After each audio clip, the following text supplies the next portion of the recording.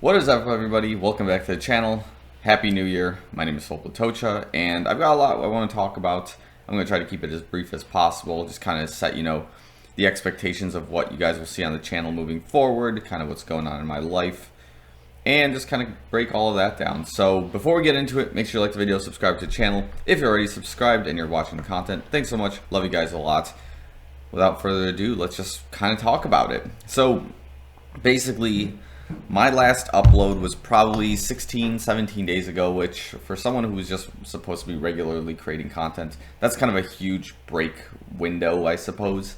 So that's kind of my fault, but at the same time, there was a lot of things going on in the background that I think didn't necessarily need to get vlogged or anything of that sort, and I really didn't have the time to like film or edit or anything because sometimes life just calls, right?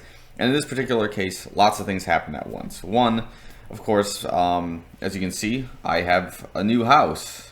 Basically, I moved out of the city of Chicago, finally, and I live in the unincorporated suburbs of Illinois. I think as time will go on, you'll probably guess where I live. If you follow me on Instagram, you kind of have a good idea of the area that I live within and basically just how things on that front are going. But yeah, basically I'm about 85-90% moved in. There's a little bit of some other miscellaneous things at my previous house I gotta still just bring over, but from a work standpoint and from like a video editing and just a chill standpoint, I've got a lot of my stuff up in this like crow's nest kind of area, and it's pretty much an open office. And I think maybe in my future videos, maybe if you guys are interested in a house tour, maybe I'll send you guys a video of that sort. So we'll see how that goes. But that's kind of one of the big things, was there's a lot of movement in the background and a lot of moving also. So I wasn't really interested in just like filming myself driving back and forth and being like, I'm taking this, I'm throwing that out.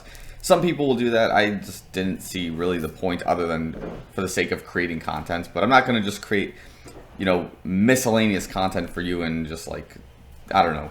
I think I would rather try to keep it focused on more of like a running thing, more of kind of the shoe reviews, keep it more on the run vlog side rather than just like every little thing going on in life. Unless you guys are interested in that, then that's a different story. You'll have to sound off in the comments if you want some day-to-day life kind of things. But yeah, so that's one of the big things that happened, of course, was moving out of the city of Chicago. Another big thing, of course, is that I feel 100% cleared again to run and to start competing again after my stress fracture in the right fibula. So I've been putting on a lot of distance. I've been extremely conscious about trying to get like an 80-20 MAF tone heart rate training schedule throughout my entire week. And it's kind of tricky because, again, the whole 80-20 thing, I'm pretty sure it's specified specifically with running to have, 80% of your running be easy and then 20% be hard. But I also do a lot of things in the background too, like I bike, I swim, I also lift weights. So in a way, I'm also adding that into the formula for that 80% easy training and then that 20% easy running, or 20% hard running in this case. And it just makes things kind of interesting when I'm playing around with the MAF tone, whether I could be doing these bike rides that don't exceed like a 152, 153 beat per minute heart rate, and then go on like a hard run and be able to call that, an 80-20 session. In my opinion, I think yes, you should be able to. In the case of like, yeah, if you're training as a triathlete, like that totally makes sense, right?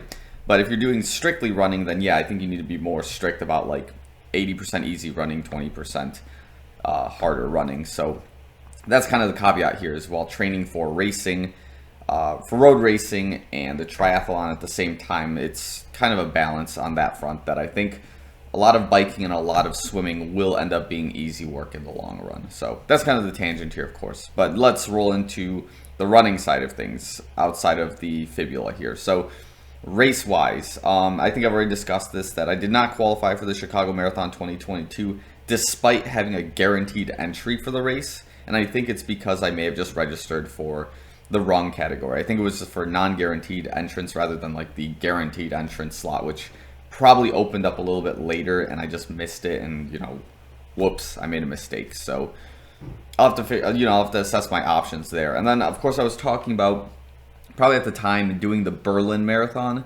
and there was a deadline I think on January 31st to claim that entry, and after some deliberation and seeing how like some world events are occurring in Germany and things like that related to an obvious thing in our day-to-day climate, and how it looks like history's kind of repeating itself in a really bad way, I decided to opt out of going to Berlin, Germany. So that's kind of off the table as well. So this entry that, of course, I had qualified for last year is just gone now. So the Berlin Marathon is no longer in my scope, but maybe one day in the future it will be when things start kind of clearing up. Tokyo is still in my scope, and I'm still, good to go to race in 2023 for Tokyo. But for now, again, it's just one of those things where it's going to be just a process to get there, because again, that's 2023, that's like spring 2023, but I need something in 2022 to focus on, of course. So that being said, the next race I have is obviously 4 weeks from now, which is the Hot Chocolate Houston 15K. And I was thinking about making it like a staycation kind of thing, having it be like a month-long trip. But the trouble with that is, like, with this new place, I want to focus on just being here and kind of in the moment for it. So I don't really want to go somewhere for like, another month or two just as a travel and then leave this house behind. I would much rather just go there with the sole focus of racing, stay maybe for a couple of days with like maybe my brother and maybe like a friend or something. And that would be just the play, right? I don't need to stay there for a month. Even though Houston during the winter would be pretty sick to experience. And there's a lot of people out there that I know that'd be really cool to kind of work with and get together with. So that's kind of the play. And of course, that training block is going pretty well. I'm able to pick up speed numbers that I've never hit in a long time. Well, okay, let me rephrase that. It's like, I remember some of the numbers I was able to hit on treadmills and things like that in the past. And now I'm hitting those numbers and going a little bit further and feeling fresh about it. And I think this is solely due to like math tone and having that like 6 week long forced break per se. And it's all adding up to really give me some good numbers in the long run. But the last piece of this puzzle that I need to start putting together is having my long runs be longer, right? Because if you're running a 15K, that's about 9.3 miles. I should be able to do like a half marathon long run at some point. And this is just all mental now of getting over the cold weather that we have outside right now and just putting in that half marathon. That's really what this comes down to. So that's the last piece of this puzzle that I'm missing. And instead of just doing these indoor treadmill workouts like day in and day out, I need to just start getting outside and just start, putting my feet on the concrete and just having a good time. So it's probably just a matter of time before I'm back into running 50, 60 miles a week plus. And again, the fibula is just not bothering me anymore. I do kind of feel like the bump of, the calcium there, which means it's going to be like a very long-term process for the body to start like chipping away at that to like restructure the bone, because I don't think the bump is supposed to be permanent, to my understanding. That's just part of the healing process to strengthen, and then it just kind of cleans itself out in the long run. So the Houston 15K is one of the races on my radar. I do have the Chicago Shamrock Shuffle in March, I believe. I don't think it's in April. I believe it's March. And that's going to be obviously on my radar as well. And yeah, basically those are the two races I'm definitely confirmed for. And I do have the Ironman 70.3 Madison, Wisconsin in September. But again, the Chicago Marathon, despite not being signed up for it, I'm still focused on it, and I do want to do it. But if I'm going to race it, it's going to be as a charity runner, which, again, I'm okay with doing that. I did that in 2019, and what happens when you run as a charity runner is there's almost a different focus because you've spent a little bit more money on that race to do it. And in a sense, like, you can kind of mentally play games with yourself. You could be like, oh, I'm running for this charity. Like, there are people counting on me. I got to do this. And, like, that's like an added layer of, I guess, motivation for the race overall. So, again, it is still something I'll consider. Otherwise, there's a lot of other marathons in scope that I would be okay with doing. One of those is, of course, the Grandma's Marathon in Duluth, Minnesota, or like the Lutsen area. And like, again, that road that Grandma's Marathon races on is a road that I have driven on for the last 15 years, like almost every Christmas except for this year, because of the moving and some other things going on. So that's another marathon, of course, on my radar, and something I would like to maybe perhaps consider. But I think more importantly, I should be trying to get like a half marathon somewhere in this block, because I've not raced a half marathon in at least a year and a half, and I think it's time that I try to break my half marathon PR of an hour 29, because I'm pretty sure I can break that. It's just a case of, again, being about 2-3 weeks self-cleared for running again, to start gradually building the distance, gradually building that speed, start prepping for races, assess myself during, post, and pre-race, just to kind of see what everything is feeling like. And yeah, that's just kind of the move overall. So getting back into the swing of things is extremely important. And of course, as I live out here, you'll probably see some videos as to the strengths and weaknesses of training in this specific area. Spoiler alert, biking is going to be extremely fun out here, but running, it's going to be a bit of a challenge, but I digress. So the last development, I think, of course, is probably just more of a personal thing. I guess if you follow me on Instagram, you kind of already know this as well, but like, we all made it to this new house, mostly like my mom and dad, and then my brother lives like a few houses down this block, because he has his own property here. But the only person in our family that didn't really make it was my cat.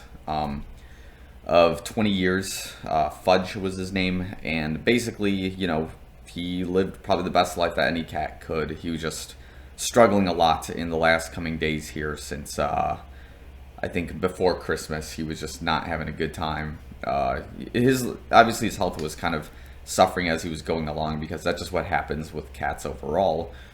But yeah, no, it just wasn't good. And I remember the day I knew, like, typically I'm just kind of like always busting my cat's balls for no reason. I'll be like, hey, come on, man, what are you doing? Like, let's walk, you know, eat this, like, do this, whatever. Kind of giving that optimism, so like my family isn't really upset that like they see the life of my cat kind of just like fading. But at the same time, there was this one night I remember I was going for a gym workout and just doing like a brief treadmill workout as well. And I remember seeing my cat like stand up, and he would just like literally fall over and just like sit there. And that was kind of one of those moments where I realized like it's over. Like he's unable to walk. His back legs are not functioning. He's in bad shape. And that was like one of those moments that it like clicked. You know what I mean? And like my mom at the time knew that his life was fading as well. And yeah, it just wasn't good. We did have to put him down the next day. I was in the middle of a workout when I got the news that my mom had to do it. And yeah, that was just a really tough workout to get through. I remember that being distinctly a tough one. And like immediately after that workout, I just broke down. But this is the kind of the, I don't know how to say it. This is obviously life in general, how it operates, but like in the sense of, you know, the grind of wanting to become a good athlete or being good at anything you do, like whenever these life events happen, you do have to power through them when they happen in the moment, whether it's like you miss somebody's wedding for training or for some kind of race, or you have to miss a funeral or these kinds of things. Like you make a lot of sacrifices to try to be the best at what you can be in your sport. And one of those sacrifices I made was basically staying up the entire night with my cat to make sure he was like not going to do something where he would fall over into an area where he couldn't get back up. You know what I mean? So like part of that night, you know, he fell into like his food bowl and he just got stuck. And I was like the person who obviously picked him up at 4 a.m. in the morning and tried to put him back on his blanket and just told him, hey, just sit here. You know what I mean? So then I kind of slept that night afterwards, but it's tough, you know what I mean? So, yeah, and then obviously we buried him at the top of my brother's property's like hill, so he has a nice spot overseeing everything, because he never actually officially made it to the new house before we lost him, you know what I mean? So that's kind of my homage to my cat. You probably think I'm like emotionless as I'm saying this, but it's like I've kept it good together, but like the first 2 days that it happened, it was pretty rough. But now I'm a little more relaxed about it. But yeah, that's just kind of one of those things that happened. So again, that was another life event where like I wasn't thinking about vlogging or making any sort of YouTube videos. It was just like solely focused on training, solely focused on just like kind of getting into the swing of moving things here and just like trying to stay, you know, keep the emotion suppressed on it. So that was realistically kind of what was going on. So aside from the sad stuff and all these other things going on in life, you know, there's just a lot of mixed karma going on, and obviously it's there's a lot going on. There's a lot of changes in my life, and I'm excited to share them with you guys as the days kind of go on. But for now, lots of recovery, lots of focus still on getting back into speed for racing. And yeah, hopefully 2022 is going to be an insane year for running in my case. But yeah, some of the content that's obviously going to be coming up is plenty more shoe reviews now that I can run. I got to give my 2021 recap on some things, and I do have like a list of other things I got to still show you guys. But yeah, so we'll get into that as it goes along. But yeah, that's kind of just where I've been the last 2-3 weeks right now. So thanks for watching this video. Plenty more content coming your way, and I'll see you guys in the next one.